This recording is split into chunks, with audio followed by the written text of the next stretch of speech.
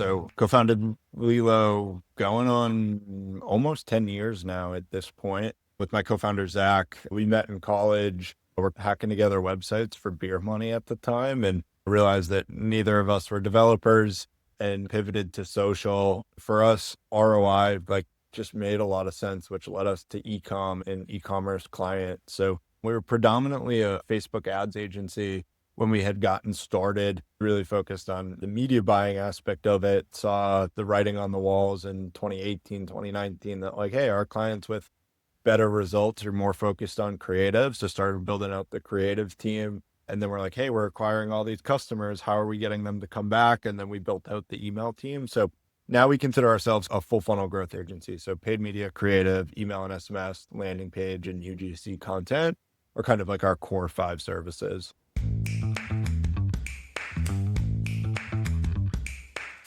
We get asked this a lot. I think there's really kind of 2 components to it. Is like, one, I think the full funnel aspect. I think we're seeing more and more agencies say they do that, but like I think, or specialize in each of those 5 services. And to us, we believe that you need the completed tool belt to be successful.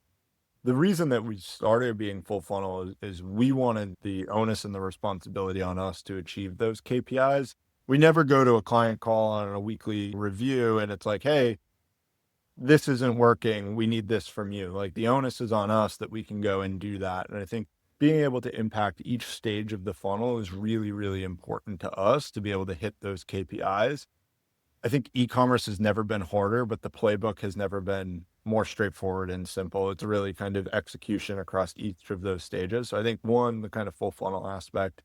2, I think like just the culture we have here around hitting those KPIs. I always say like, when you're in e-commerce, there's a scoreboard, whether you like it or not, there's a scoreboard hanging above all of our heads. It's not subjective. It's, did you hit revenue goals or not? Did you hit new customer ROAS goals or not? I think the team here has like a ruthless dedication to those numbers for clients. And it's a small thing and it doesn't show up in a capabilities deck, but it does show up in our client retention. And I think that's really important to us is the team's ability to step in across the board there as well.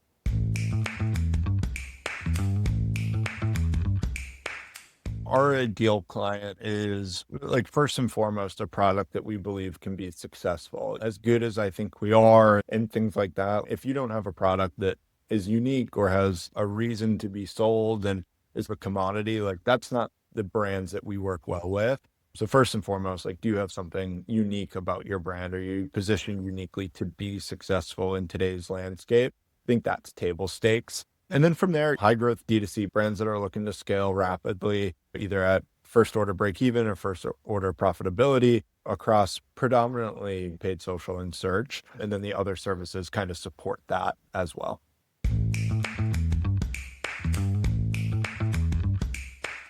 Yeah.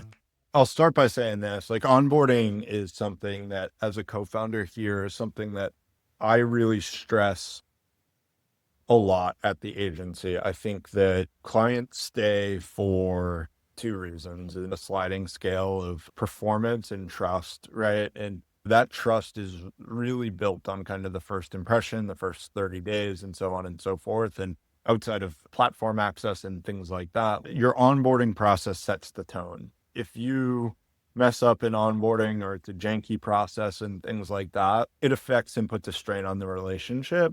Now, of course, if performance is great out of the gate, you can resolve that pretty quickly, but it's a lot easier to step up on the right foot and really nail onboarding. So for me, client retention starts the minute that they sign the contract and what's the follow-up from there. So we have a incredibly detailed onboarding process. Prior to Leadsie, it was a checklist and links to documentation on how to get us access to all of these things and things like that across the board in a Notion doc and then a questionnaire below. So that was really where we started from that perspective.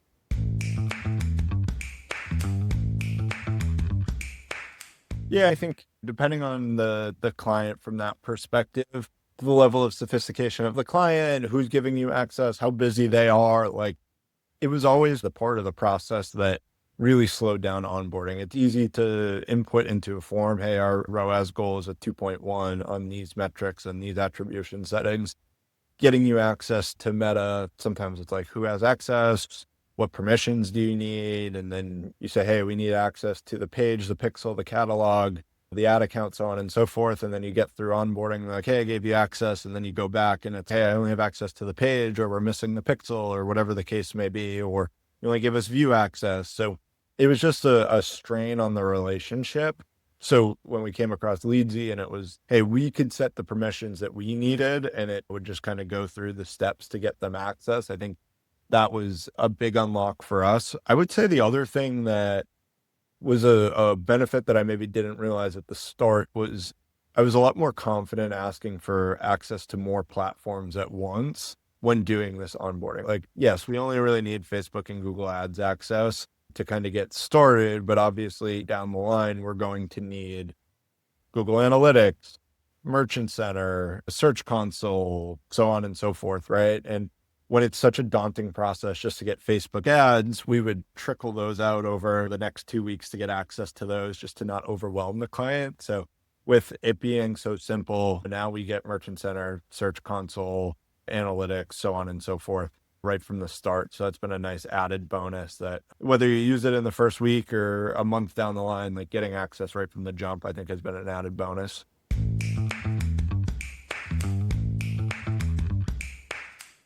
I think it's honestly like a part of the funnel that no feedback is great feedback, right? So prior to Leadsie, it would be, I don't know how to do this, or let's get on a screen share to do it and things like that. And now it's usually just an email that says done, period, which to us is the best possible solution in that regard. So I would say the lack thereof feedback, stress, or frustration is probably the best feedback that we can get.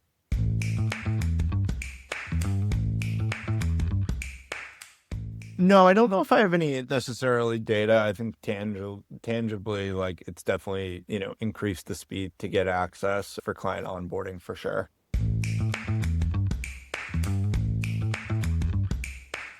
It's a good question. It depends on kind of seasonality and things like that. I would say probably on average 3 clients a month and then 3 to 5 audits a month as well.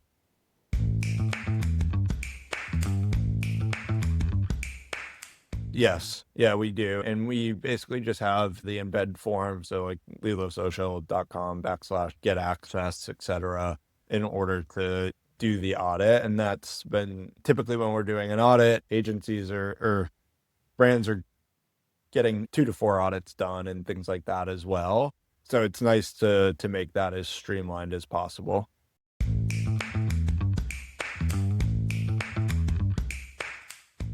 Yeah, it's definitely faster across the board. So yeah, I think we've definitely seen some efficiency on the audit side as well.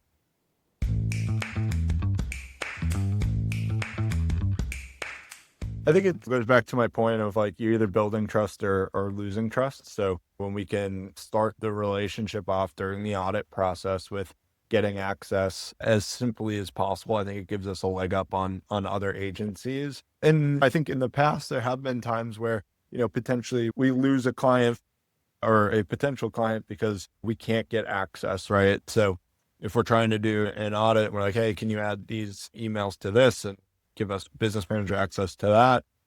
And they're busy and don't get us access. And then a week goes by and then they go with another agency. So being a one click to get access to everything that we need helps us eliminate the possibility that we don't get access in that regard.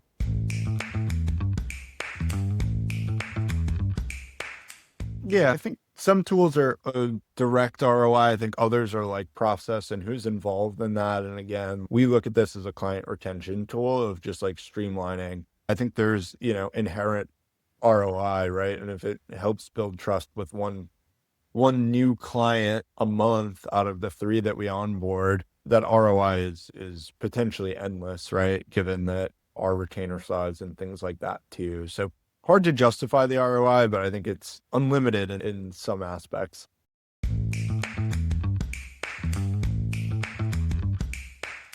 Yeah, I mean, I think one issue that we not routinely, but from time to time run into is I think Meta now and a lot of business managers requires a second person to authenticate access to an ad account.